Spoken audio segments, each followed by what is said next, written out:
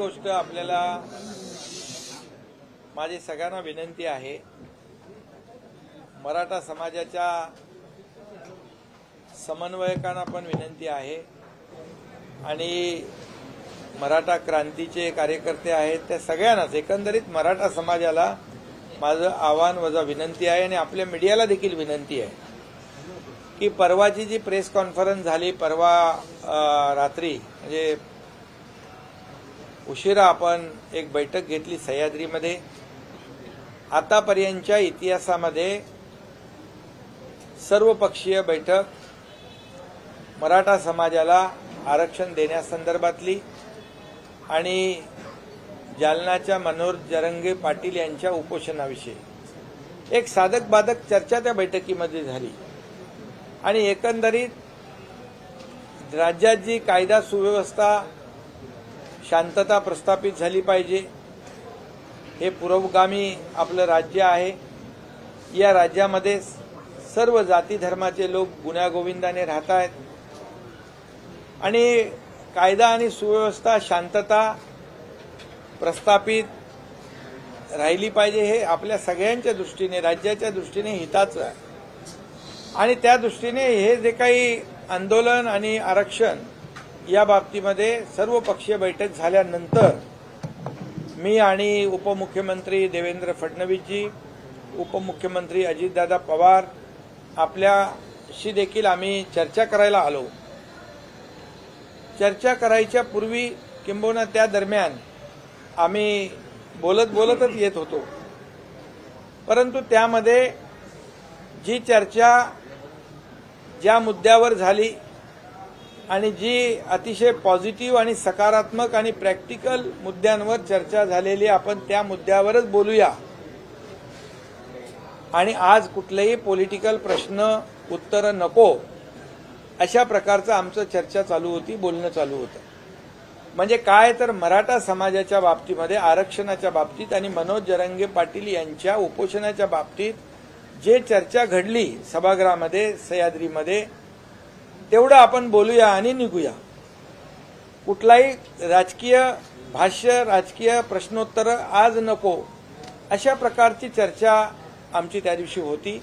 परंतु आज जे काही सोशल मीडियाच्या माध्यमातून आपल्या मीडियाच्या माध्यमातून काही जे लोक त्या शब्दाचं पुढचं मागचं शब्द काढून नेमकं जेवढा मतितार्थ त्याच्यामधला म्हणजे त्याच्यातला लोकांच्या मध्ये संभ्रम निर्माण होईल, मराठा समाजामध्ये एक संभ्रमाचं वातावरण होईल की सरकार आपल्या मराठा समाजाच्या आरक्षणाच्या बाबतीमध्ये किती गंभीर आहे हे बघा, हे दाखवण्याचा प्रयत्न जे विघ्न संतोषी लोक आहेत, ज्यांना मराठा समाजाचं आरक्षणच्या बाबतीमध्ये किती संवेदना आहे, हे या माध्यमातून पुढे आलेलं आहे। मी तर एवढं सांगेन की जेव्हा मराठा समाजाला आरक्षण देवेंद्र फडणवीस साहेबांच्या मुख्यमंत्री काळात दिलं, त्यांच्यासोबत मी मंत्री होतो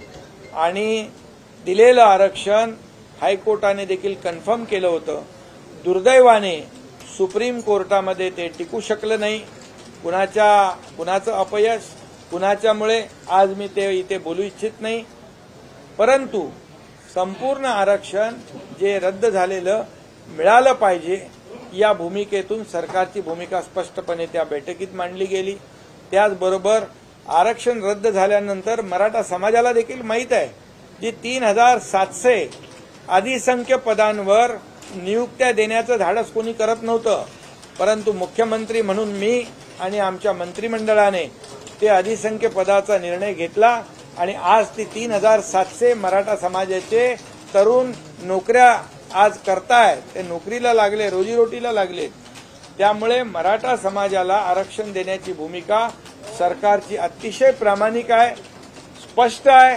म्हणून तर त्या दिवशी सर्व पक्षीय लोकांना आपण बैठकीला बोलवलं, त्याच्यामध्ये काही तज्ज्ञ लोक होते आणि या बाबतीमध्ये जे तज्ज्ञ लोक आहेत त्यांच्याबरोबर देखील एकीकडे बैठका होत आहेत, एकीकडे सुप्रीम कोर्टामध्ये क्युरेटिव्ह पिटिशन जी दाखल आहे त्याच्यावर देखील आपल्याला काय स्ट्रॅटेजी करायची त्यावर आपलं स्ट्रॅटेजी ठरते आहे। त्यामुळे माझी या संपूर्ण ज्या काही बातम्या आणि सोशल मीडियाच्या माध्यमातून काही लोक जाणीवपूर्वक खोडसाळपणा करून मराठा समाजातल्या तरुणांना संभ्रमित करण्याचा प्रयत्न, किंबहुना सरकार आणि मराठा समाज याच्यामध्ये दुही निर्माण कशी होईल अशा प्रकारचा जे प्रयत्न करतायत तो मला आपल्या माध्यमातून मराठा समाजाला सांगायचं आहे, याला कुणी बळी पडू नका. आमची सरकारची भूमिका अतिशय स्पष्ट आहे आणि म्हणून तर मराठा समाजाच्या मागे सरकार खंबीरपणे उभं आहे आणि मराठा समाजाला आरक्षण मिळालं पाहिजे ही भूमिका स्पष्टपणे सरकारने घेतलेली आहे. त्यामुळे कुणाच्याही अपप्रचाराला, दिशाभूल करण्याच्या प्रकाराला मराठा समाजाने बळी पडू नये आणि जे लोक अशा प्रकारचं प्रयत्न करतायत त्यांनाही माझं आवाहन आहे, विनंती आहे, या राज्यामध्ये कायदा सुव्यवस्था आणि शांतता प्रस्थापित करण्यासाठी आपण अशा प्रकारचा कुठलाही खोडसाळपणा करू नये अशा प्रकारची त्यांनाही माझी विनंती है. मतलब क्या था? एक वीडियो वायरल किया जा रहा है, उसको लेकर के आपका मतलब क्या था, किस तरीके से? हाँ, वो जब मराठा समाज को आरक्षण देना और मनोज जरंगे पाटिल इनका जो आंदोलन चल रहा है उसके बारे में सरकार पूरी तरह गंभीर थी. पूरी गंभीरता से सरकार उसके ऊपर काम कर रही है और इसीलिए वहां पर सर्वपक्षीय नेता, सर्वपक्षीय बैठक बुलाई थी. बैठक देर रात तक चली और उसमें कई लोगों ने अच्छे सुझाव दिए मनोज जरंगे पाटिल जी का उपोषण के बारे में और मराठा समाज को आरक्षण जो रद्द हुआ है सुप्रीम कोर्ट में उसको फिर से रिस्टोर होना चाहिए, फिर से आरक्षण मिलना चाहिए. इसके लिए कई सुझाव लोगों ने दिए और उसके बाद पत्रकार परिषद में जाने के समय ऐसा तय हम तीनों ने तय किया था, मैं था और उप मुख्यमंत्री देवेंद्र फडणवीस जी, उप मुख्यमंत्री अजीत दादा पवार जी, कि आज की प्रेस कॉन्फ्रेंस में जितनी चर्चा मराठा समाज को आरक्षण से लेकर और मनोज जरंगे पाटिल उनका अनशन को लेकर उसी पे चर्चा करेंगे. आज कोई भी उतना ही कहेंगे, उतना ही बोलेंगे और कोई भी आज पॉलिटिकल कोई भी प्रश्न उत्तर नहीं होगा, पॉलिटिकल कोई भी स्टेटमेंट हम नहीं करेंगे.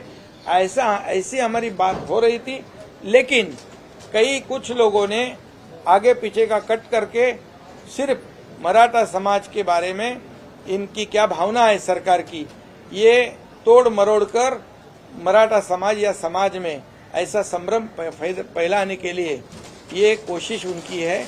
वो कोशिश नाकाम होगी क्योंकि मराठा समाज और यह महाराष्ट्र की जनता जानती है ये सरकार संवेदनशील है. मराठा समाज के आरक्षण को लेकर उनको मराठा समाज को आरक्षण मिलना चाहिए, भूमिका सरकार की है. इसीलिए जब आरक्षण सुप्रीम कोर्ट में रद्द हुआ था तब 3700 जो युवा है, जो नौकरी जिनको सिलेक्शन हुआ था लेकिन अपॉइंटमेंट नहीं दी थी, उनको अपॉइंटमेंट देने का काम सरकार ने किया है. या देवेंद्र फडणवीस जी जब मुख्यमंत्री थे, अगर सरकार की भावना नहीं होती तो उनको आरक्षण देवेंद्र फडणवीस जी के कार्यकाल में दिया. वो हाईकोर्ट ने भी कंफर्म किया. दुर्भाग्य से सुप्रीम कोर्ट में वो रद्द हुआ. अभी उस राजनीति में मैं जाना नहीं चाहता हूँ, कौन जिम्मेदार है, किसका फेल्यूर है, लेकिन ये सब लोग जानते हैं. और इसीलिए जो तोड़ मरोड़ कर जो स्टेटमेंट सोशल मीडिया पे और आपके माध्यम से मराठा समाज और मराठा युवा नेता और मराठा संघर्ष समिति, ये इनके और सरकार के बीच में कोई जो फैलाने की संभ्रम पैदा करने का काम या कोशिश जो कर रहे, ये राज्य में कानून व्यवस्था बनाए रखना, सुव्यवस्था बनाए रखना, शांतता प्रस्थापित करना, ये हम सब लोगों का काम है. ये महाराष्ट्र पुरोगामी राज्य है और ऐसे जब समय आते हैं, ऐसी घटना होती है, तब सभी लोगों को विश्वास में लेने का काम सरकार ने किया हुआ है. और जो ऐसी कोशिश कर रहे हैं जो अपप्रचार करने की, तो उनको भी मेरा आह्वान है, उनको भी मेरी विनती है कि ये मराठा समाज के बारे में ऐसी वैसी तोड़ मरोड़ कर कोई स्टेटमेंट जो आप न फैलाए ताकि लोगों में संभ्रम पैदा हो। इसलिए फिर एक बार मैं कहूँगा, मराठा समाज को आरक्षण देने के लिए सरकार कटिबद्ध है। और ये भी मैं कहूँगा, किसी भी जाति पाति पर अन्याय नहीं करते हुए मराठा समाज को पहले जब आरक्षण मिला था वैसे ही आरक्षण मराठा समाज को मिलना चाहिए। इसलिए सरकार पूरी तरह गंभीरता से काम कर रही है।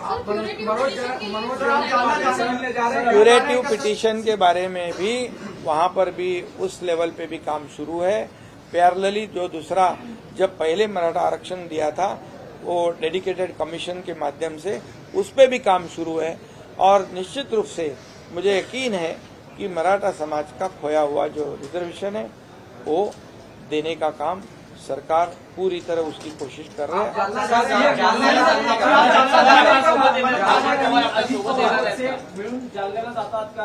त्याच्याबरोबर मनोज जरंगे पाटलांच्या बरोबर चर्चा सुरू आहे।